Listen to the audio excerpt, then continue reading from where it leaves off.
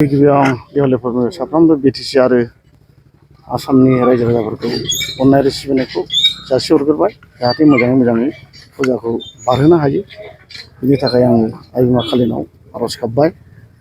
जायखिया दिनैहाय बे दाङारफुथि गामियाव आंखौ लेंहरनानै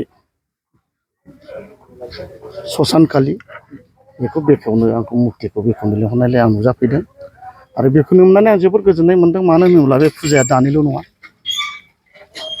1774 जागायजेननाय मथा मथि 250 बोसोर जाबाय।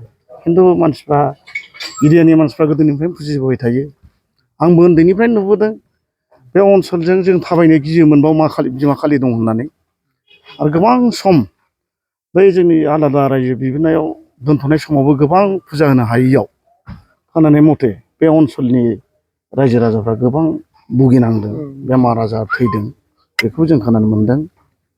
उनाव बिटिसि मोनखांनायनि उनाव दा रिभाइभ जाफिनबाय, जोबोद मोजां जादों। दा दिनैहाय दा मोनानि बिथोरावनो बेयाव सिस्टेम दङ, बोरमानि बलि होगोन। बोरमा बलि होखांनानै गाबोन फारौ बलि होगोन। बिनि उनाव समफोर प्रसाद बिबारनि फुजा होनानै बेखौ निस्थार खालामफिनो आरोखि। बे जाहैबाय नैबेनि नेमखान्थि आरोखि। गोबाव बोसोर जाबाय जोंनि मानसिया खिन्थु नायस'ना। आंबो एक्सुवेलि जायगा खाथिनिब्लाबो आंबो इसिबां गुरुत्थ' लानाय जायाखैमोन। नाथाय बिथांमोना आंखौ लिंबोबाय थायो बोसोरफ्रोमबो। नाथाय आं जेरोखोम अनसुंथाइ होनांगौमोन आं बे रोखोम हायाखै। ओंखायनो दिनैहाय आं बिथांमोननो खोथा होबाय, जायखिजाया आं माबा मोनसे बानायना होलांगोन होननानै गेटनि खोथाखौ आं बुंनाय जादों आरोखि।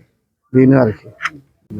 दा आं खावलायगोन रायजो राजा कमिटिनि बिथांमोनखौ, जाहाथे बेयाव मेलाबो दं हिसाबै फुजा थाबाथ' मेला थाखायो, गोदोनिफ्रायनो बे मेलाया सोलिबोबाय थाखानाय।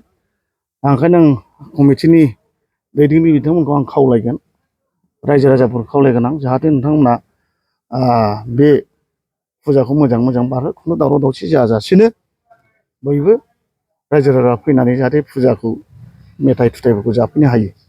बेखिनिखौ आङो बुंबाय। जाहाथे अननानै कमिटिनि मानसिया एसे स्ट्रं भाबै जाहाथे खुनु बाव बुलाय सोलाया, जौ लोंनानै दावराव दावसि जाया, बे जिनिसखौ जाहाथे मावो। आं कमिटिनि फारगारि नेहाथारिफोरखौ आं खावलायबाय। बेखिनियानोसै।